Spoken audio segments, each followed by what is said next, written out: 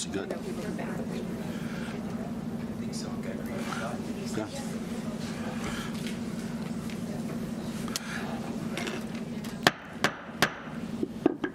We shall call the regular meeting of USD 49 School Board meeting to order on November 10th of 2025.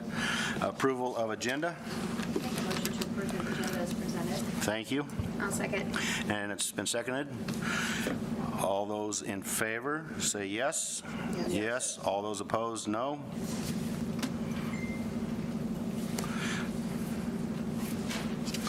Agenda's approved 6-0. Board member Jamie is under the weather, so that's why she's not here tonight. Next is the USD 49 vision, core values, and strategic planning. The mission of the USD 49 is to provide a quality learning experience for every student in every classroom every day. To support the mission of the district, the USD 49 Board of Education includes supporting a vision that encompasses high student achievement, highly effective staff, effective and positive communications, and effective management of resources. Next on our agenda is consent agenda.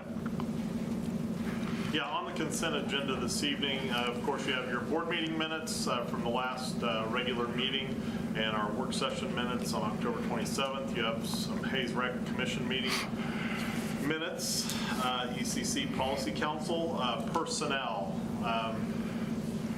The one thing I want to highlight is our retirements. We have Carl Zimmerman, a bus driver who's been with the district for 20 years, is retiring immediately. Kelly Ackerman, who has been with the district for 25 years, is retiring. Cheryl Shepard Adams, who's been with the district for 25 years, is also retiring, and Kathy Wagner, who's been with the district for 34 years. So congratulations to all our retirees. I would anticipate we are not done, as we will, December 1st is the deadline for some incentives for early retirees, so I imagine by next meeting we'll see a few more, but very happy for those that are hit that milestone, and they will all work throughout the rest of this year, but starting next year we'll have some changes at Hayes High. And other things, Chris, yeah. Financials. Yeah, I wanted to talk just a little bit about the bond tracking update. So as we have some projects that are starting to close out, then we can reallocate some of the dollars that were held in different funds there. And as we're doing that, you can see I've just like bolded or changed the highlighting a little bit to stand out the ones that have changed. First, Roosevelt is all done now, all closed out as far as all the billing, all the budgeting stuff. And so we were able to close out the other. We had held in budget 275, reduce that down to the actual expenditures, which is 168,619. So there's 106,000 right there. The design also reduced 11,000 from what we had held in budget when we received the final billing. We're not done at Hayes High, but there are some areas that we were able to reduce in that other category where we had numbers held for different things. As we've done that, you'll see the O'Loughlin design budget increased a little bit. That's basically for the design with the addition of the plumbing scope. And there was a little design going into that. And then the rest of the help money that we're able to move just went to Felton Other, and that's really the other design and construction GMP are really just placeholders right now that are adding up to that 6.3, which is what we have currently allocated for Felton. Of course, we won't have the solid numbers until GMPs and the bids and everything, all that stuff happens. But it's nice that as we start to close out projects, be able to move some of that health money, health budget authority around.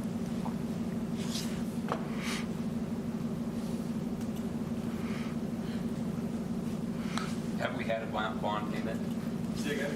Have you done it? We had a bond payment this year? Yeah, we made the first one is in September, and then we have another in April, I think, March or April. So is there a certain date that's due? Yeah. What date is I that? don't have that off the top of my head. I can I could look it up and tell you when we paid it. And so it's two a year. Right. Okay. Is there a time we have, what is our Piper Sandler come and visit with us again, and tell us all the information on that? Can they come to, and not over the thing, just actually come? I mean, we pay them quite a bit of money, surely they can come and visit with us. Yeah, Isn't that part of the contract? I don't know if there's anything in the contract that says, I'm sure they would be available if we wanted to come and talk.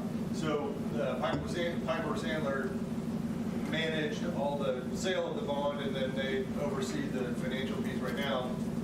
The money is all held at Security Bank KC, and they're the ones doing the investments. Gilmore Bell is a part of it. So recently, we've worked very closely with Piper Sandler and with Gilmore Bell as we redid or updated the interest estimate and the arbitrage estimate. So Gilmore Bell is they're the legal side. They're the ones that manage the arbitrage estimate. Piper Sandler manages the investment estimate. So we updated those through August, I believe, is where we got where those are updated. We typically do that annually, but I could certainly reach out to Piper Sandler and have them come. When did you do that with them? If you go into the bond budget tracking, the dates are up top. I don't have it open right now. Was it here just recently, in the last October is when you did that? Or We did it, so presented it, yes, it was in October because we did the estimates through September, I think. Okay. But if you have the bond budget tracking, if you look at the top, you can see on the revenue side, the dates of those were updated.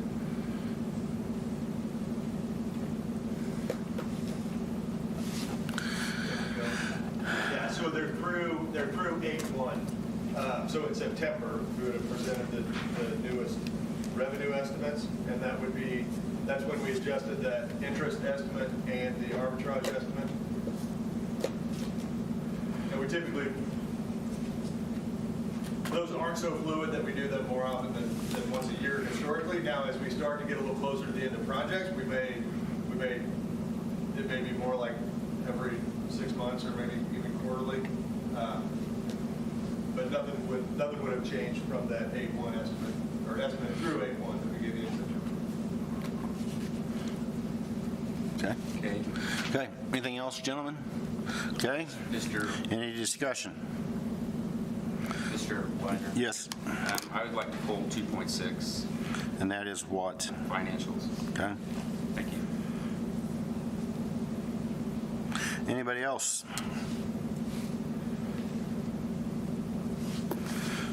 And that, Mr. Wilson, the punch list, is that something that, did you send that out to some board members or? I don't know what you mean. 6.5, Jess? Yeah. Is that what you want? Was that what it'll be? List I of would items assume. that need to be completed. Yeah. Is that something that you could send to us, or have you sent that to us? Sure. Okay, I'll talk to them. thank you.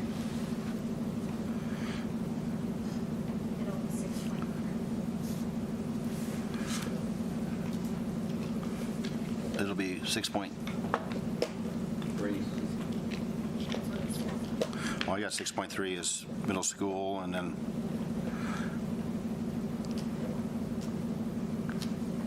okay. Update or refresh on that deal. Okay. I would entertain a motion. I'll move to approve the consent agenda as amended. Thank you very much. Is there a second? Second. It's been moved and seconded. Any more discussion? Seeing no more discussion, all those in favor say yes. Yes. Yes. All those opposed say no. 6-0. Motion passes 6-0. Next is public forum. Do we have anybody interested in speaking to the board tonight? Seeing none, we'll move on to Number 4, Hayes Way Minute. Yeah, tonight I have the elementary gang here to share some of the highlights, so if they want to come up and share the highlights. Don't jump too quick. All right, I am Renee, a principal at O'Laughlin. Last week, we got to welcome the Hayes High football players that used to roam our halls when they were little, and so that was exciting to see them. They always comment on the lockers and how small they feel. Just the whole building in general just seems really small to them, but we had a good time just talking with one another and wish them well for Great Bend this Friday. So hope to see you all there. Mrs. Hurl's 5th grade class is a great example of making learning really meaningful. So I wanted to share and highlight something that she's been working on. Her students in 5th grade have been learning about Native Americans, and she integrated her work with electricity and circuit boards within her Native American project, and then went to the 3rd graders and had the 5th graders taught the 3rd graders all the new information that they had learned. So I just wanted to highlight that. That's a great way to show increased engagement and making learning meaningful, which is what we hope all of our teachers do. Today during in-service, our teachers collaborated within their PLCs to set the new learning targets for the winter screeners that are coming up. They also spent time looking at something new with the district where we're going to be incorporating learning walks and how to make those meaningful, because some of the best professional development exists within our own colleagues, and so just having that opportunity to go and observe other teachers and make that meaningful. Spent a lot of time on that today. And then tomorrow's a big day for, I think, all of our schools, but O'Loughlin's going to be honoring the veterans that are tied to our school, and so it's going to be very chilly in the morning at the flagpole, but then our 5th graders will lead a ceremony out there, and then we'll move inside. My favorite part of it is we have some touching music down the long hallway, and we have a whole wall of honor with pictures and things honoring the veterans that are tied to O'Loughlin. So those are some of the highlights for O'Loughlin. Thank you.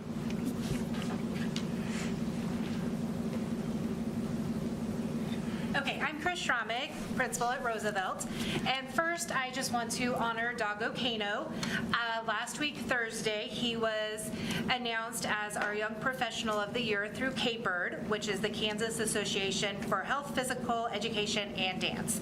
So it was a pretty prestigious award. He had quite the crowd there cheering him on. So we're very proud of him. He does have great connections at Roosevelt and just does a phenomenal job in the PE classroom. So yes, we appreciate you and so glad you are a part of Roosevelt. All right, so some of the fun things that are happening at Roosevelt is actually we at Roosevelt did our Veterans Day celebration last week, Friday.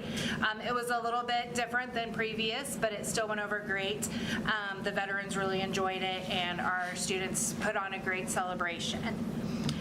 We also recently received a book vending machine, and every student that has a birthday gets to go put a coin in, pick out a book, and get a book. So they're really excited about that. We're hoping to get more books into students' hands and just develop that love for reading like all of us have. A lot of our families have recently been really struggling with the government shutdown as far as affording food, just daily necessities. So our families and our students have really stepped up. We've had lots and lots of food and money donations brought in, and we have been able to send out boxes of food for families, daily living essentials. And so we've had parents and families leave in tears because they didn't know how they were going to make their next meal or if they were going to be able to afford the supplies that they needed. So very proud of our Roosevelt families for stepping up and helping others in need. And then last week, Friday, we were able to bring back our Popcorn Friday. With some collaboration from our students, we decided we were going to turn it into a meaningful job, and students would get to earn the chance to help pop the popcorn and then load up about 600 bags of popcorn and deliver it around the school. It was very successful. The kids really enjoyed it, and we just got to see that sparkle in their eye for the things that they did. So we were very proud of them, and we will continue that every month now. So that is our fun things at Roosevelt. Thank you. Thank you.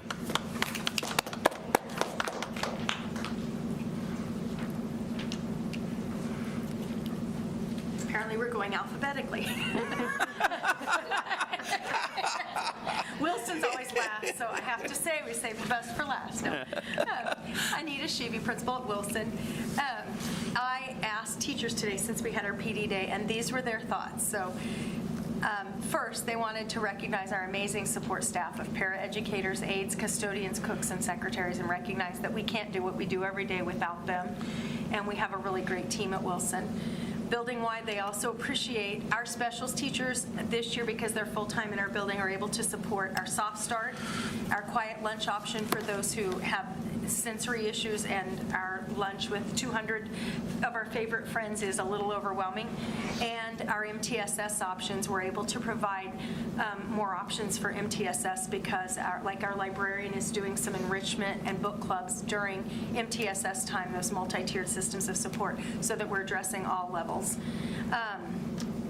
Among other things, like Mr. Bott does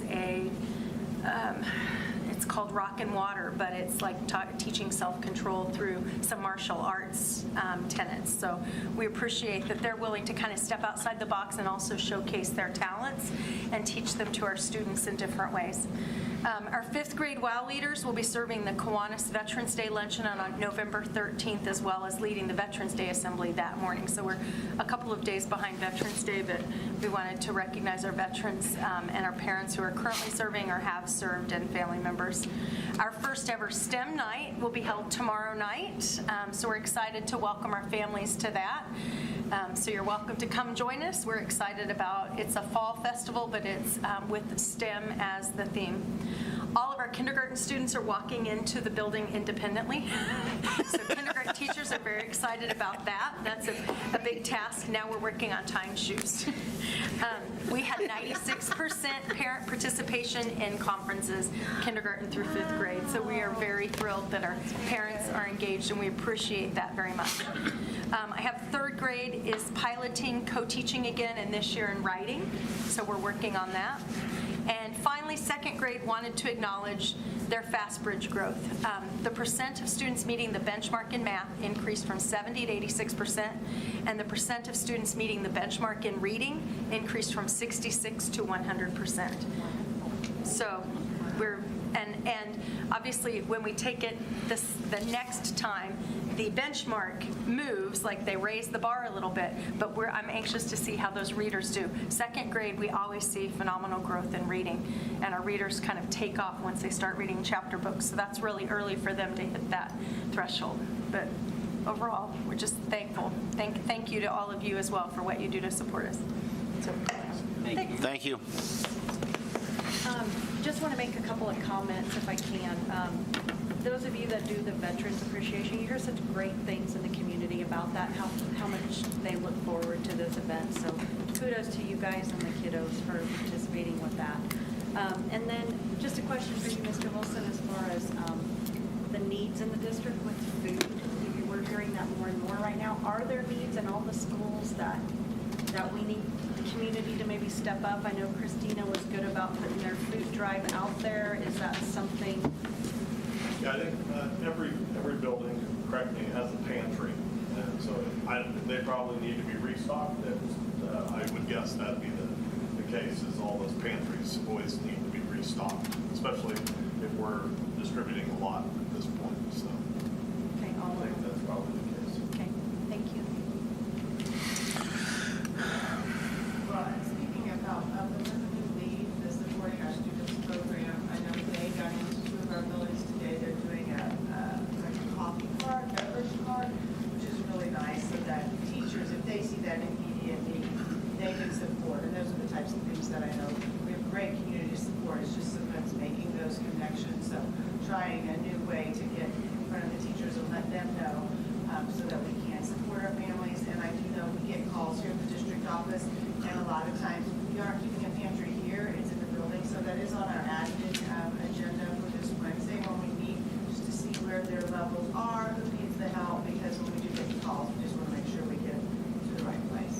Okay, same way with coats and stuff like that too, Shannon, because I still heard some comments of kids that weren't aware of the code drive Saturday, even though I know the district was good at putting it out there.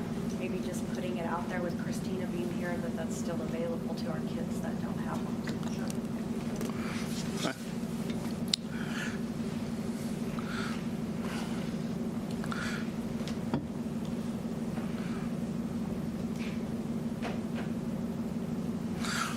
ready for reports. Okay, just some communications, just bond update, middle school, it's coming along good. We're about 5 weeks out from the big transition. I think, you would, if you walked in today, you'd probably say, oh my gosh, but we feel pretty good. In fact, I was visiting with Mr. Albers just a little bit. Every time I go over there, I feel a little better about everything. So it's looking good. It still looks like it has a ways to go, but painted some lockers. They're putting down some new flooring. They're in the room, painting rooms, putting up, ductwork and things like that in the classrooms that were worked on. So things are coming together nicely. O'Laughlin was there today as well, and I thought it looked, once again, they're just, on the outer ends, it's looking good. So I think things are progressing nicely there. I am going to do a tour on Wednesday at 2:30. So if anybody would like to join, Kurt is already signed up. So if anybody would like to join, I would like to. okay. So that's 2. And where are we starting? We'll start at 2300. Okay, start. I don't refer to it as middle school. I refer to it as 2300. 2300 East 13th. That's where we're starting. Okay, thank you. Also, just wanted to update the board. We got some good news just a week or so ago. Applied for a grant through the United States Tennis Association. Just some funds to help with our tennis court project that was approved a while back.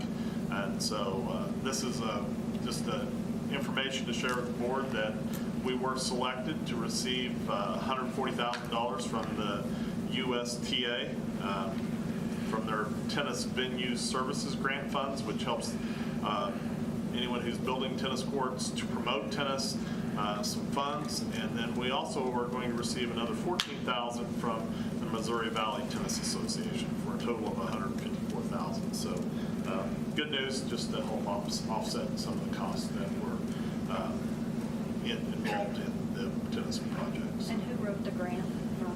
Actually, it was me, believe it or not. And I will tell you, I'm probably never going to do it again because I've been working on it for about 6 months. And it was a lot of technical reviews where I had to meet with them and review things and go back and fix things. And it was about four reviews that were pretty intensive. So, yeah. Good for you. Yeah. Good job. Good job. I think that's one thing we as a board need to be looking at as far as doing our budget for next year and things like that as a grant writer, because those opportunities that can come available. I know it's another employee, another expense, but that's a perfect example of $156,000 that comes to you that more than pays for that salary. So I think that's something we as a board need to look into this next year, especially. My opinion. So there's plans, if we're saving that money on the tennis courts to put it somewhere else to. We'll go in capital outlay, yeah, Good. which will help with other projects. Yeah, Good job, Ron. thank you. That's all I have. Okay. Good job. $154,000 worth of good job. All righty. Next up is, I have a question before we move on. The Felton Elementary designs, Yeah, we're got any still- idea? Currently, we're meeting, we've been meeting, we're still, I think we're out of design development, but now into what is called schematic design, where we're kind of trying to refine the scope. So it will probably come to you, I would say, at the December meeting, when you'll see the design. Okay. You can send us that design now or the owners? How come? Because the thing is, we don't know, we're refining it. So You're what? We're refining the scope. Okay, so when you send it to us, it's going to be the final project? And so Well, we yeah, have I no mean, options to that's the change it? thing.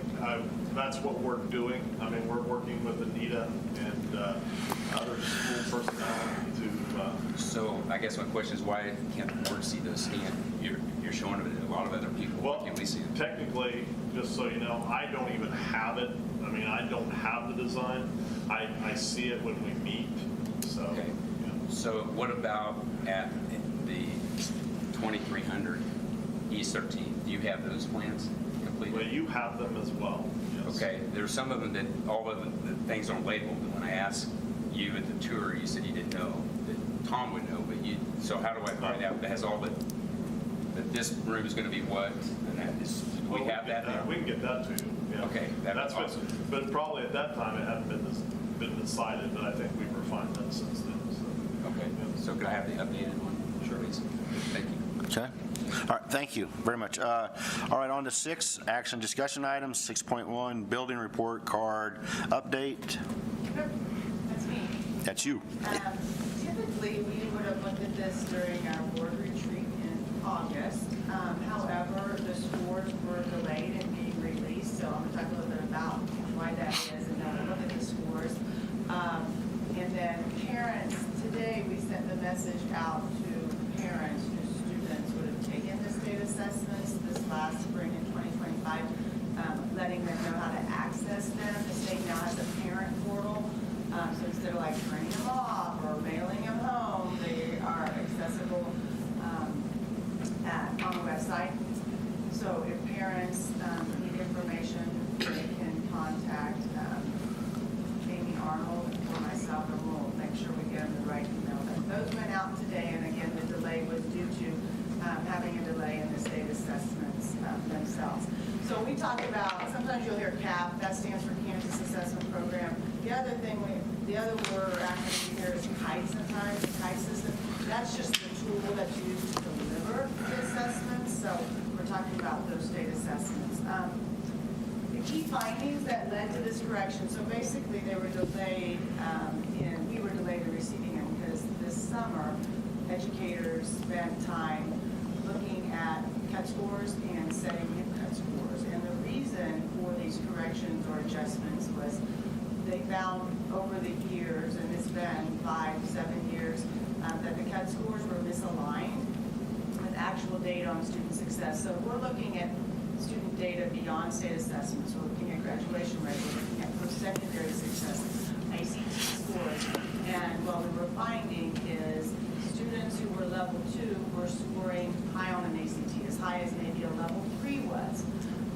You can read the next point there, talked about students that were labeled not proficient, yet they were still thriving in post-secondary measures. They were going on to be successful in tech programs, college, careers. And so basically they found that students who were scoring in a high level 2 often performed like a low level 3 on those first cut scores that were established. And again, we want to set high expectations. But those are some of the findings that led to this work being done at the state level. Any questions about that before we go to the next? Okay, so what that led is they came up with new performance level descriptions.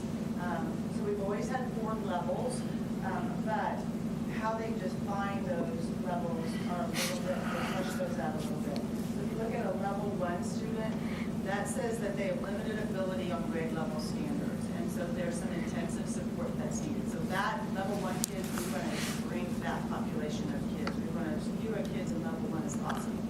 That means that we need some intensive support there. Level 2, they have a basic ability, and again, on grade level standards. These are all grade level, a grade level assessment. So we would want some targeted intervention. These are kids that move in and out of, they might just be lacking some skills, and so we do some targeted intervention, try to catch them up. Proficiency is at the level 3 and then 4 advanced, again, on grade level standards.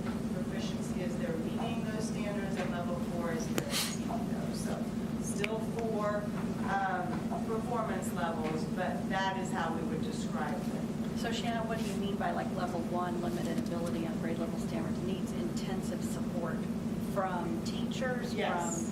Okay. So when the assessments are given in ELA, math, science, when we get score reports back and we see students at level 1, those are the students that we identify as needing, when we talk about tiered systems of intervention and support, all students get tier 1, and then we have some students that get some extra intervention, tier 2, and then even tier 3 intervention. So these would be kids that need more pull-out, or in addition to tier 1 instruction, we would have some interventions in place for them. And do we have enough staff for that? That's what our process is built around, so yeah, we have those things in place. And we typically, this is a lag measure, like to wait for the spring assessment and find out in May a student is a level 1. Oftentimes, those are the kids we already know through other assessments, through performance in the classroom, even Fastbridge at times, their skills are typically low as well, those level 1 kids. So just like some of the principals were sharing, how they're meeting at using paras, aids, and doing intervention, that's happening before we even get to the state assessment. We're trying to build in some lead measures, some student desk indicators, so that we know who those students are, and we don't have to wait until this spring assessment. Thank you. So the process and integrity, just a little bit about, so this summer ELA and math assessments were launched in the spring. This will be our benchmark, and we'll wait at least 3 years of data is going to be needed before we look at any adjustments. So they brought all kinds of Kansas educators together over the summer in all these areas, from big schools to small schools, and they used a bookmark method, which is item-centered standard setting approach. So they lined up all the items and really spent some time digging in to then decide what the new cut scores were going to be moving forward. And then the next one just talks about what those assessments measure, like we talked about in the descriptors. This is about grade level standards. It doesn't measure above or below. It's what our teachers, the instruction they're getting at the grade level standards. And then we want to identify those level 1 students and make sure they have support. And then why now, just a little bit more that the state put out that they wanted us to have as talking points. You know, we set those cut scores high, and then we just gathered data to see how the students were doing.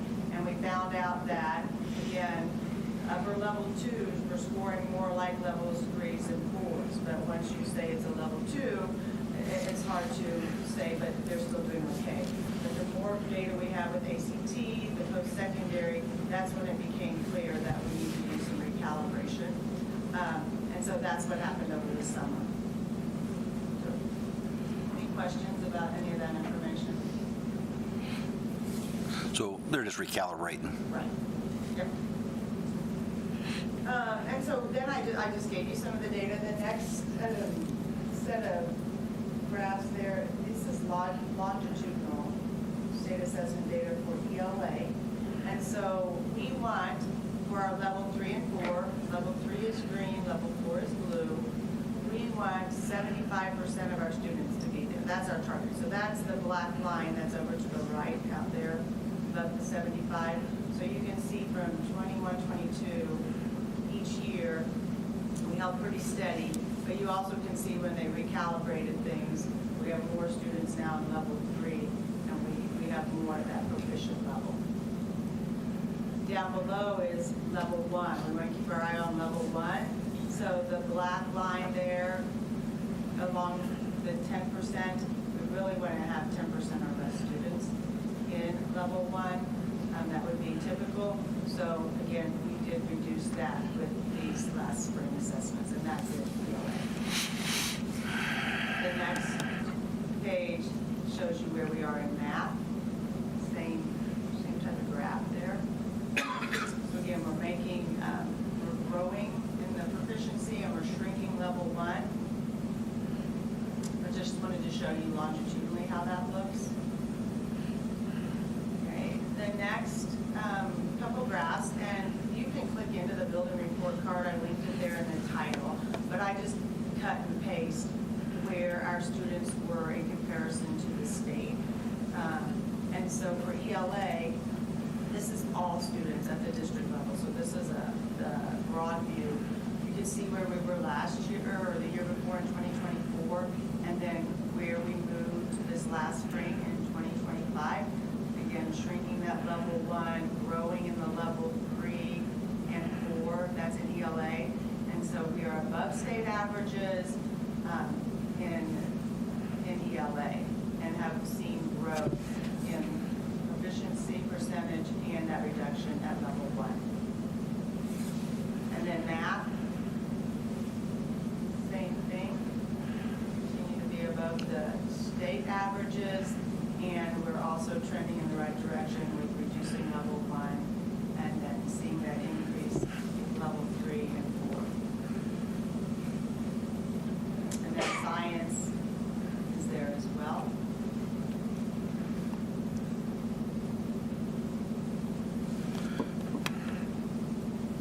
The next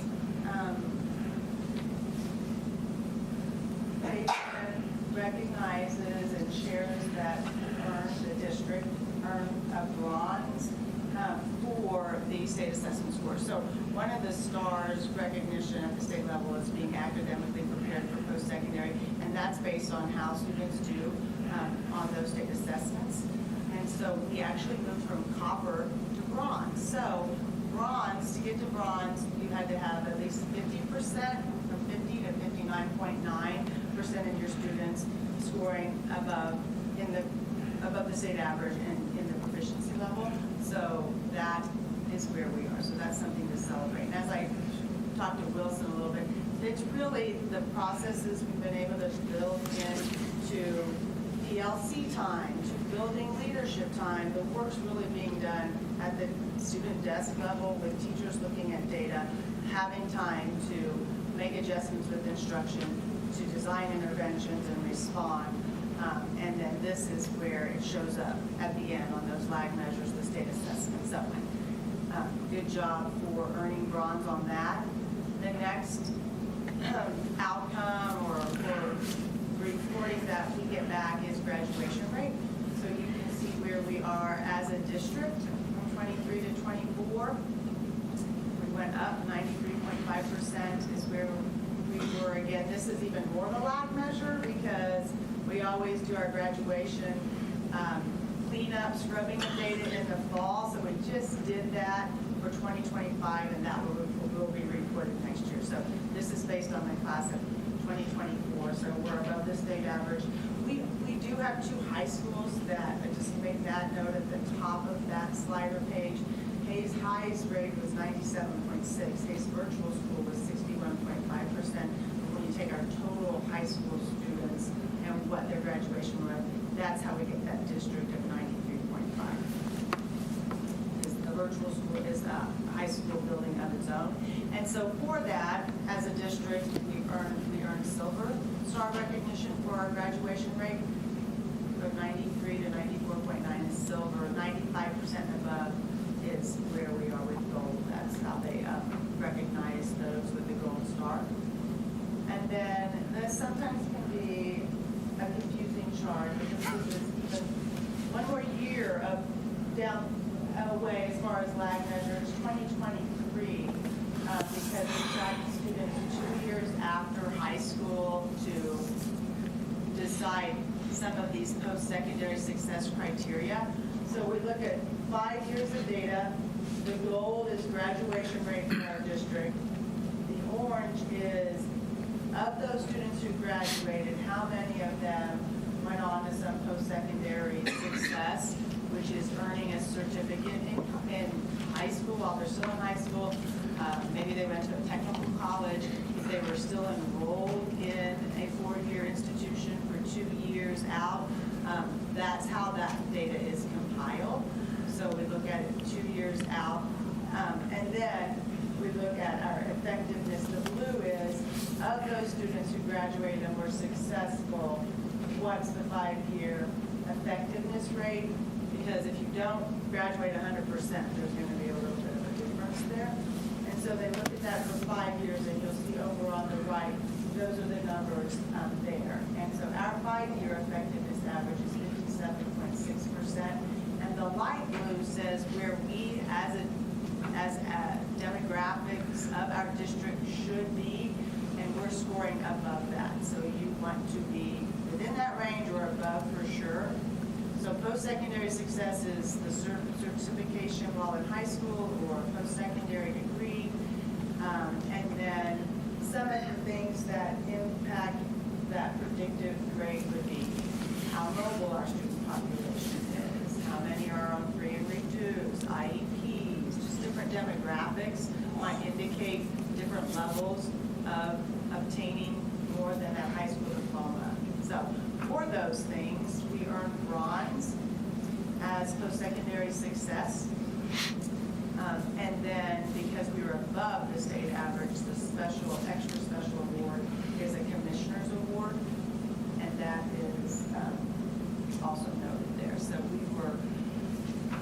Ron received from Commissioner Watson a letter with those star recognitions, and so we thought we'd share those today now that we have our CAP scores. And then the final slide is just tying this all back to continuous school improvement. Again, this is lag measure data, but we have processes in place, teacher clarity, looking at our inquiry cycles, having time on these PB days to dig into the data, and then have an action plan to move things forward. As you saw in the state assessments, our math scores are lower than our ELA, and that was already decided last year. That's why our KISA action plan is about math, and we have an MTSS math team that's been working with a consultant. We created a scope and sequence. We're now working on some common assessments, so we, again, can have some early indicators of how our students will do on the state assessments rather than waiting for that spring assessment so that we can adjust instruction and respond along the way.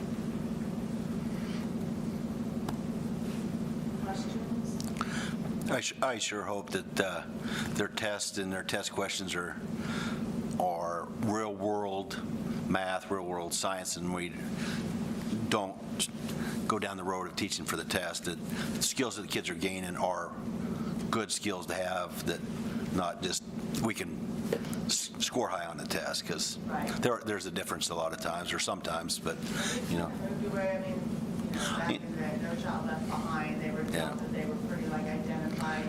Now, there really are a variety, and there's a depth of knowledge to them, and that's really what we work on, is making sure that we teach to the depth necessary, so that it is meaningful, but I understand what you're saying. Yep. And it's one indicator. Yep. There are so many other ways that we're measuring student success, but we just need to look at it as layers of data to know how to respond. And one of probably the best indicators, if our kids are leaving, are they lifelong learners, and can they learn what's new the next week that we didn't know, previous, so. But go ahead. Is the struggle. I mean, over and over and over. I mean, and it's not just Kansas. I mean, you hear it everywhere. And it always makes me wonder, because it changes so much, is that why math always seems to be the struggle? Because every year the way we teach it seems to be different. The way I learn division is way different than the way they learn division. You know what I mean? I mean, it just seems like that's where the struggle always seems to be indicated. In the entire United States, it seems that way. Yeah. I just, there could be lots of reasons, I guess, for that. I think a lot of times people it's the confidence in math. I think we told ourselves that story so long that we would hate math, not good at math, not believing that. So I think the more you can break it down and be, simple at the earliest, like we're already talking about early numeracy, our BCC, the kids love these number block videos, and they just get so excited about math. So I think it's sometimes more of a mindset, and it's going to be a struggle. So those are the conversations that math and CSS team and everyone should have, is like, are we using the same vocabulary? Like, how is our alignment even vertically to help students build upon those skills? So, and do they talk about AI, Shanna? And with math, you can pull up AI and figure out a math problem. It tells you. Do they talk about that when it comes to testing and things like that? Because if a kid looks at AI that way and then they go to test, you can't have your phone or your Alexa there, right? we try to have some, a lockdown browser also at the high school, which helps with that. So when we're testing, not just for state assessments, but other tests, we actually know what they know without the outside help. So AI has posed the challenge of rethinking how we are, what work we're asking kids to do and when and how, so that we know it actually is their work. But yeah, AI is impacting everything, but they are conversations we have. And prior to that, it was the calculator. Because my kids would go, this is what it says, and I'm going, you hit a wrong number, that it can't even be a possibility. But, no, it is, Mr. Weiner, because that's what, and I'm going, I don't think so. But, it's the same. Well, since that's the facts on fire, we're just trying to really improve fluency too, because if kids feel like it becomes automatic, then even more complex skills, they don't have to guess and they don't get off track with the wrong answer. So the more we can build that fluency, so there are some different things that are being tried across the district. So I think our focus is on the right things. It just takes a while to see the movement, so. We just keep doing our best. There you go. All right. Anybody have any other questions? Thank you very much. Appreciate it. 6.2, Hayes Middle School property sale approval. Okay, so last at our work study session, last meeting, we had some discussion about the property, which is just north of the current Hayes Middle School football field. It's a property that's not approximately, it is 7.23 acres of district-owned property. We have just put together, I was asked to bring just some information. I think I was asked to what an actual appraisal would cost. I got a fee of about $1,350 to do an appraisal. I did give the board in your packet some information just on comparable sales of property that has been sold recently, so you can gauge what our property might be. I've also included a motion to authorize for the sale through a sealed bid process. In addition, that the Board of Ed reserves the right to reject any and all bids if it doesn't meet a minimum acceptable sales threshold. So that's what I have. Okay. Any discussion before we? At that last, we suggested that you get a bid for or go ahead and get an estimate. You didn't go ahead. That's what I just said. Well, you've got a thing from this one company that said that that's not a bid, that's just an amount that he says it might be. Is it from a appraiser? Or Yeah, that's an appraiser. which appraiser? Simmons, Out of where? Manhattan. Do you have that available? I mean, what do you need?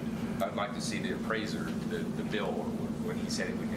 That was just an estimate of what the appraiser might Might be an be. email, but I can see if I can find it. Just- Okay. You asked for a price, and that's what I gave you. I don't know what Why it does. why are we in a rush to get this done? I don't think there's a rush. I think that's what we've asked for. I mean, we discussed this Yep. several times, and I think we're after the work session, we're to the point where it's time to move on and make it happen. This is not the first time we've discussed this. Yeah, I thought we This is just the asked first- for an appraisal amount of what it would cost, and he would require a fee Right. of $1,350. I thought that's what we asked in the work session. That is what we asked Yeah. for, because it was a work session, so we didn't make a motion Right. and Right. demand anything. But working in a bank, you usually on a property, you want to have an estimate or you want an appraisal of the property. And some of these comparisons are back in 2020 and 23. I mean, things in the prices in 22, those are bad. Valuation has gone way up. That's because Not they're farm looking for when these type of properties sold, and that's all. I understand. And so that's limited time. But most comps are more recent. And I understand that these are, Those are the most recent of that type of property. and they're not comparable. They're not They are? comparable to a 7 acres in the middle of town. These are things that we should take time and actually get appraisal. $1,300 is not a lot of money Yep, for appraisal. yep, so we can vote on whether we want an appraisal done or not, or if we just want to put it out for bids. I would like to move that we get an appraisal before we move forward on this. I'll second that. It's been, okay. So I don't have a problem with that either, other than the fact that it's kind of like it says at the bottom too, that we have the right to refuse the bid, no matter what we do, right? Yes. Yep. Well, if that's the motion that's made, Ruth. Well, we haven't quite got there yet. So I would also interject that one of those comp prices that are given to us in the 4 is in the middle of town and is very close to the property that we are talking about. If you go and look them up, there's one of them that's very close to that. So. But that was confusing on that property because there was a trade, different things and all that too.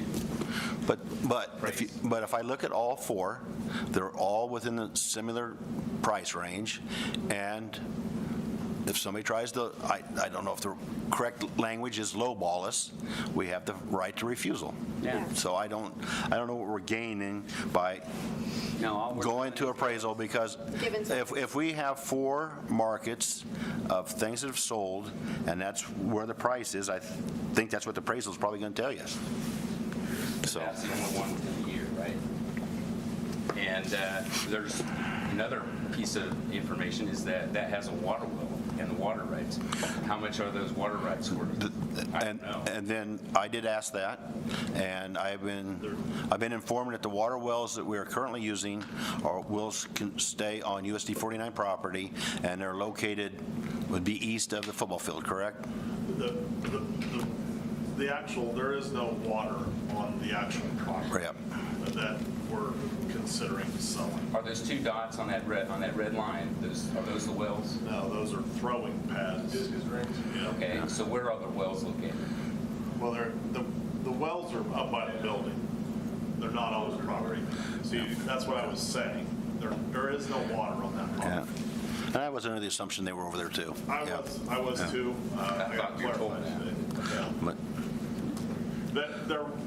There are actual wells on that property, but they're tapped. So, But the water we currently use, yeah, comes. we have on, they're on our property and will continue to be. Yes. Yep. So, I see spending that money for the appraiser is a waste of our time and our money, so I'm going to vote against it.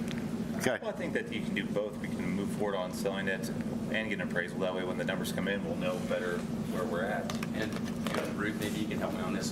When we sell the property, don't we have to have an appraiser? We have to pay for appraiser anyway?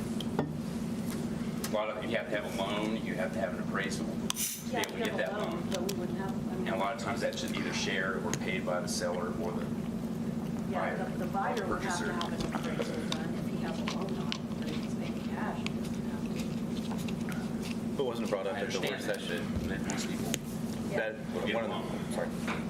Sorry. Go ahead. At one of the prior sales, we were able to negotiate a better price because we had the appraisal, so somebody came back. So I think knowing it, $1,300, wouldn't take much of an adjustment to say, hey, maybe if somebody does come back low, that at least we know where we're starting from. Yep. But we're not negotiating, we're doing, We're not negotiating, but we can say, no, we do not accept your offer because it appraises at this. And then Mr. Dieter said that prior sale, they were able to get the person that bid to raise their bid. Okay.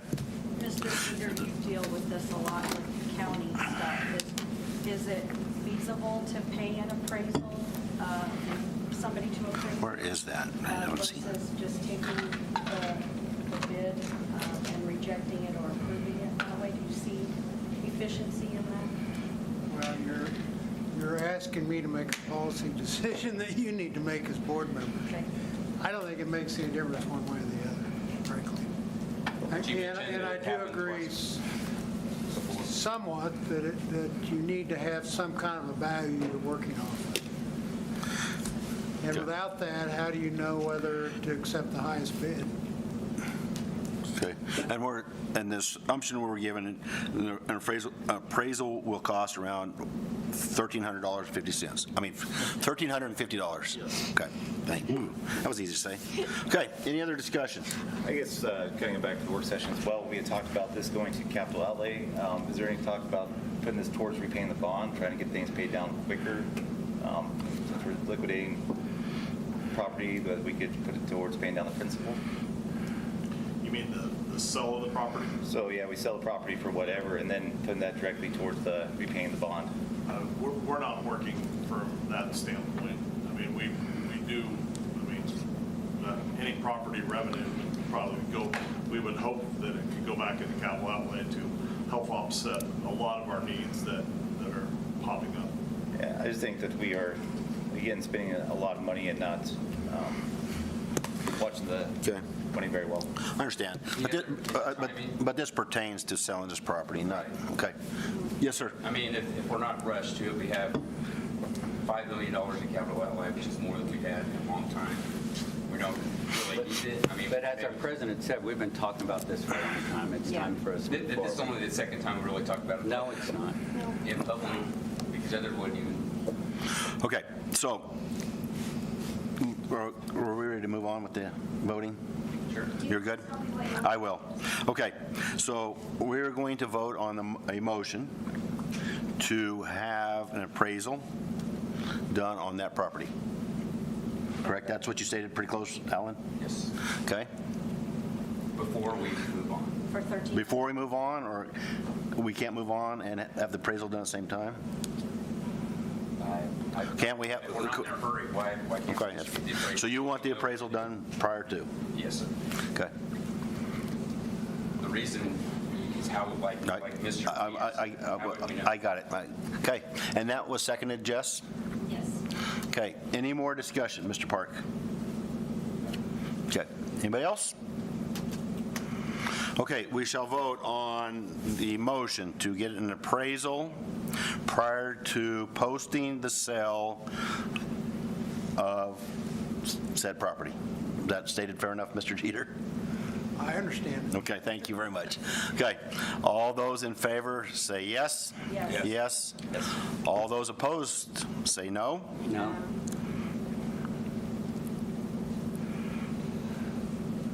Okay, so it passes 4-2. So after we have an appraisal, then we will pick up where we've left off. Okay? Thank you. Jess, I've refreshed about 5 times. It's going to, I think our financial thing is going to be 6.5 because 6.3 still says Hayes Middle School flooring. Okay. All right, we're ready for 6.3.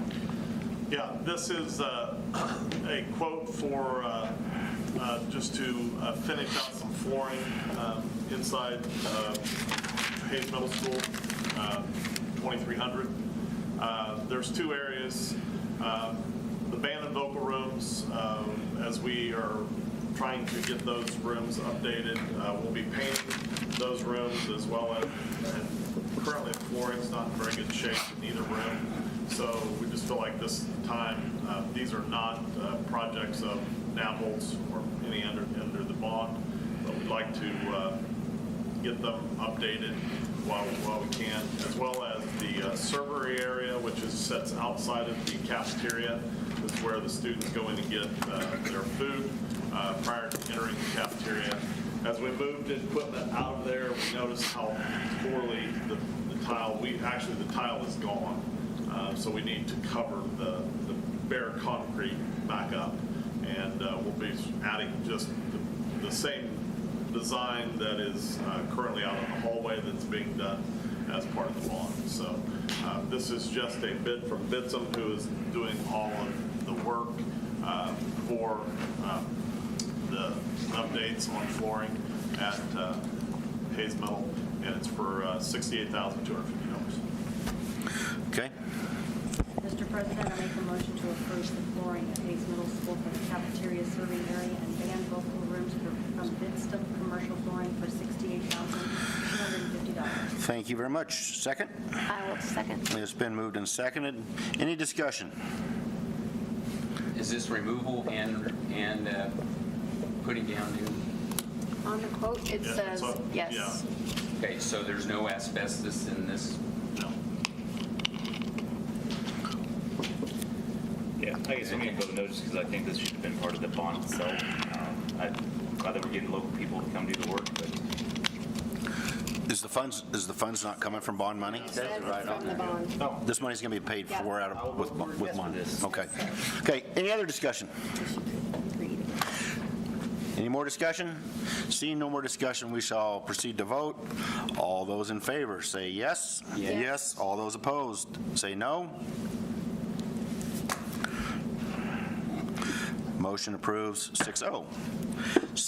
Next is 6.4. Yeah, this is just also some Hayes Middle School at 2300. As we get to the finish line, some things we need to complete. And this is a quote from Next Tech for the Salto locks, and these are all interior doors. A lot of sometimes areas that have not been touched throughout the bond. And so I think there's a total of 99 locks, areas that need, this is, once again, this is consistent with what we've done in the other buildings. It allows the access by using the badge. It helps us control. So what we do is we say, Mrs. Smith gets this door, this door, this door, but doesn't get these doors. And that's how it's set up. So it's just something that we need to complete to get that building ready for the Hayes Middle School staff when they enter it. It's from Next Tech for $71,086.18. Mr. Wilson, they've also done the previous doors for our other buildings. And then, is it safe to assume that then Felton Elementary is going to be the last one that will need to be addressed with that? Felton we're in good shape. Correct me if I'm wrong, Paul, because it's not here. Your doors, your closet are already done. So this will be the last big one then? Okay. Righty. I make the motion, Mr. President, to approve Hayes Middle School interior door locks, included hardware installation and configuration from Next Tech for $71,086.18. Thank you. I'll second. It's been moved and seconded. Any discussion? Is this being paid out of the bond, did you say? No, this comes from capital outlay. And this is consistent with what we've done with all the other buildings. Okay. And did you have other bids, or just the only? Well, there's really, it's proprietary. product. Salto locks are only handled by Next Tech. They're honoring the bid too, though. They've honored the bid price for the very first project we did. So we're not only doing the bid at the high school, they've continued that price. So There's it's match the bid so you meet your bid requirements, but it's also proprietary. We want to keep it where it's going. Okay. Thank you. Any other discussion? Seeing no other discussion, I shall call for the vote. All those in favor for the motion to approve Hayes Middle School interior door locks, including hardware installation configuration from Next Tech, vote yes. Yes. Yes. All those opposed, vote no.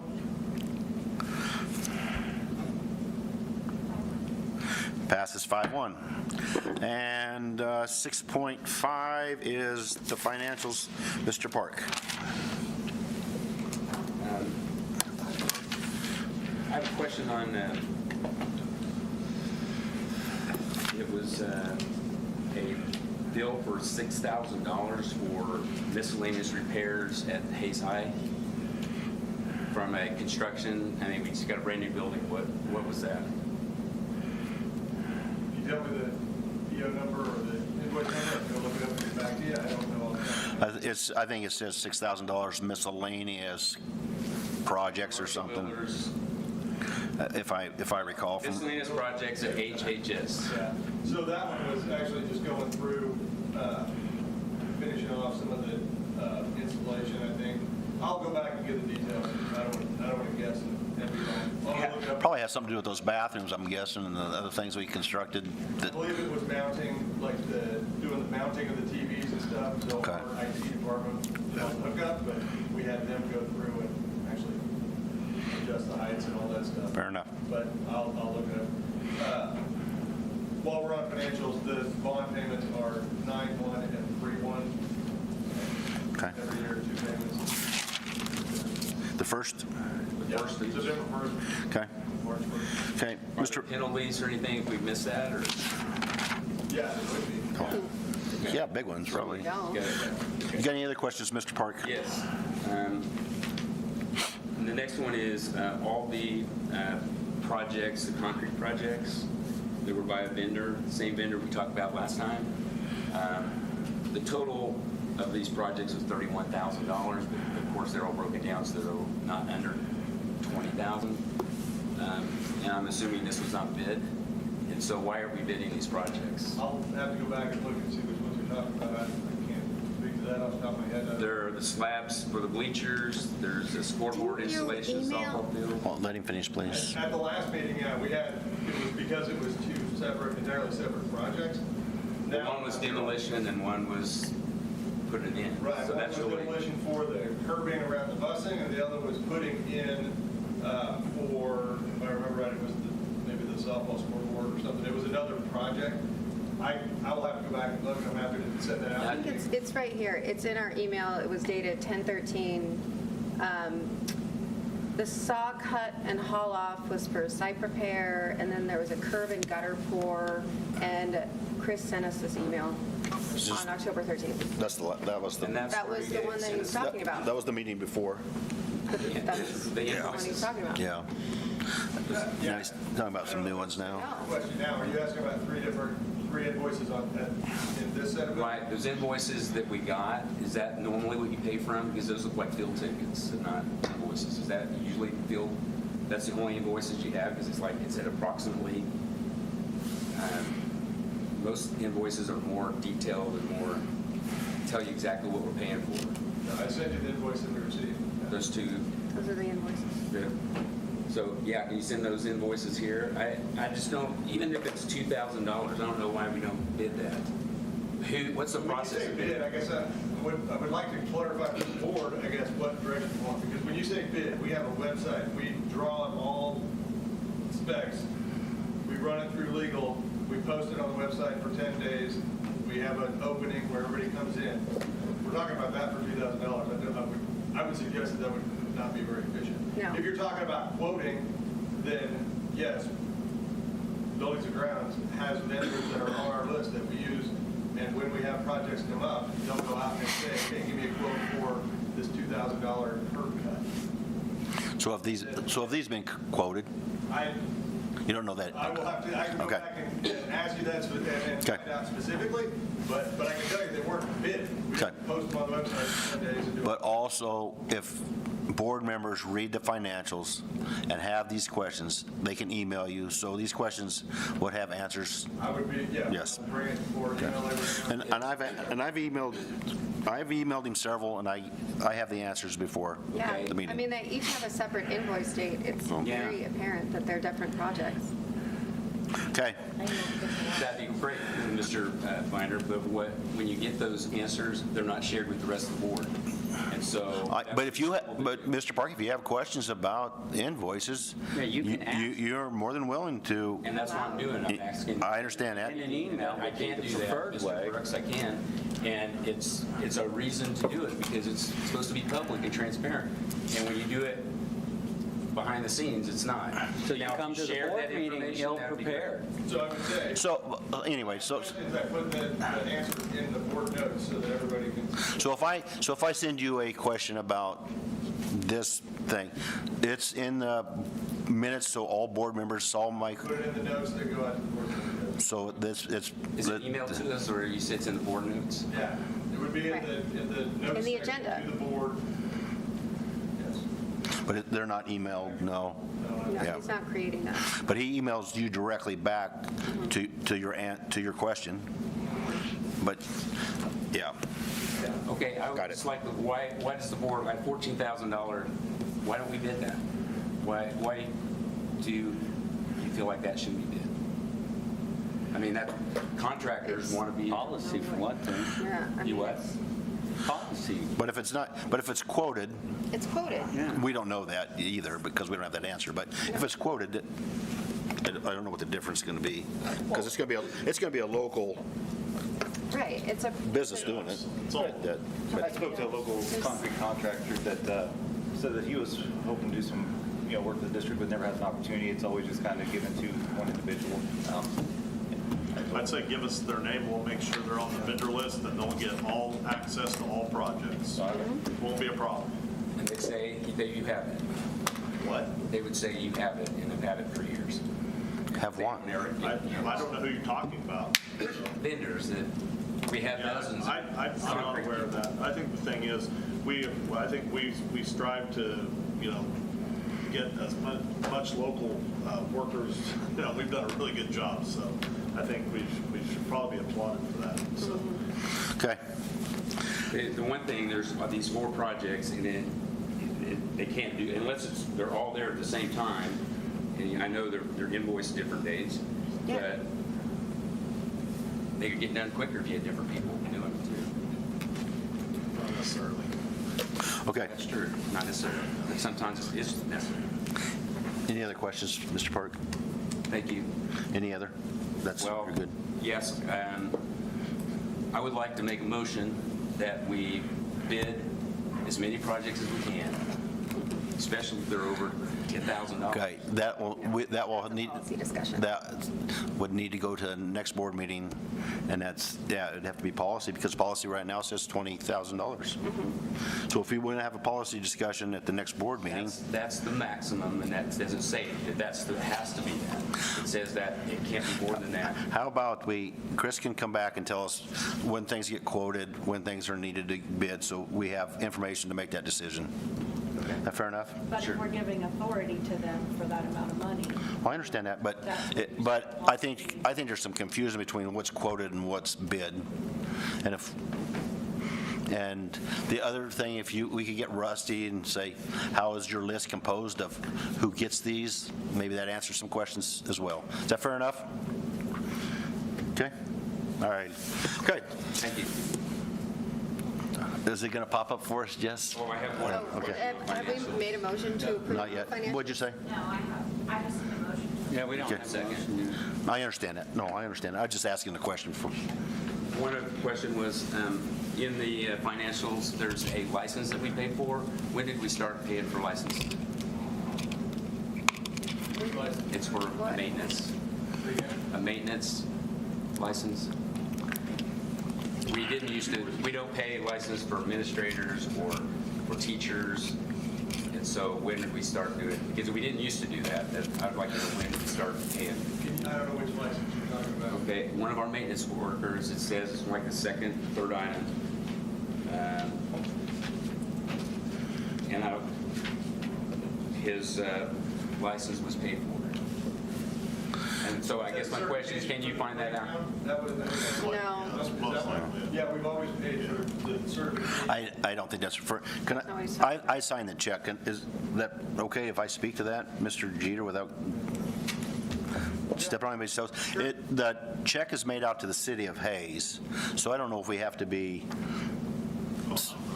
because that's what it's paid, that's what that license paid for that he's talking about. It's There's another license renewal. but the person, the city of Hayes is going to get that check. So I don't know, and if it's anything like lawn spraying, I have to pay the business license to the city as well. So I'm guessing that's USD 49's fee to the city to have somebody, they got to be on record, because anything and everything that's bonded has to be on there. So maybe on our list, it could be more clarified on what it's for. Again, Just ask the question. if we email, that would, I get those back when I do, so. And if it's shown somewhere where we all see it, that, There are okay? 4 other license renewals on the bills. It's not unique to this one, Kate. It's a thing we do. This is not unique. It's not new, and it's not exclusive. That's wrong. You're incorrect. That's wrong. You're making things up. No. It's not new. It's not unique to this That's why I asked, when person. did we start doing it? Because it didn't always got- be that way. Okay. So I've been in the district, we work. Any more questions about the financials? Any? Okay, I shall call for a vote. Whoa, we don't have a motion yet. All right, now I will entertain a motion. I'd like to move to approve the Thank you. financials as Okay. presented. Thank you very much. Is there a second? I'll second. Now that it has been properly moved and seconded, we shall call for the vote. All those in favor of the financials, vote yes. Yes. All those opposed, vote no. No. Passes 5-1. Okay, all business has been dealt with. A side note, working on the superintendent evaluation, I will compile what we have, forward that to you, and we can expect to meet in executive session to move on with that at the next board meeting, so we can get that wrapped up before a new board is on board, okay? I would entertain a motion to adjourn. Yes. One item is I am going to attend the KSB convention. I don't know if there's any more, but I can attend, but it doesn't have to be voted on, but it has to be appointed that if whoever's going to be the delegate. But it was appointed at the July meeting. You're Yeah, the you're the KSB delegate. delegate Okay, I knew- representative. well, I'm the representative, it says. Can you- So You're going. in the past, it says, I think Kurt, Are we good? Are you good to vote? sure, that's going by board policy. Okay. All right, I would entertain a motion to adjourn. Move to adjourn. Thank you. A second, please. I'll second. It's been moved and seconded. All in favor of adjournment, say yes. Yes. All opposed, no. Just, there we go. 5-1. 5-1, meeting's adjourned.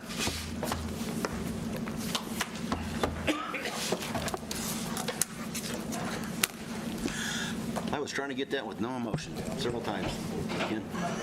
About 3 times I tried to. You tried hard. I did try. I was trying to really get wrote up by. Let's do it. I was trying to get wrote up by Robert's Rules of Order. I'd have to give my kids a lecture if they were trying that. Come on, Mr. Rockman.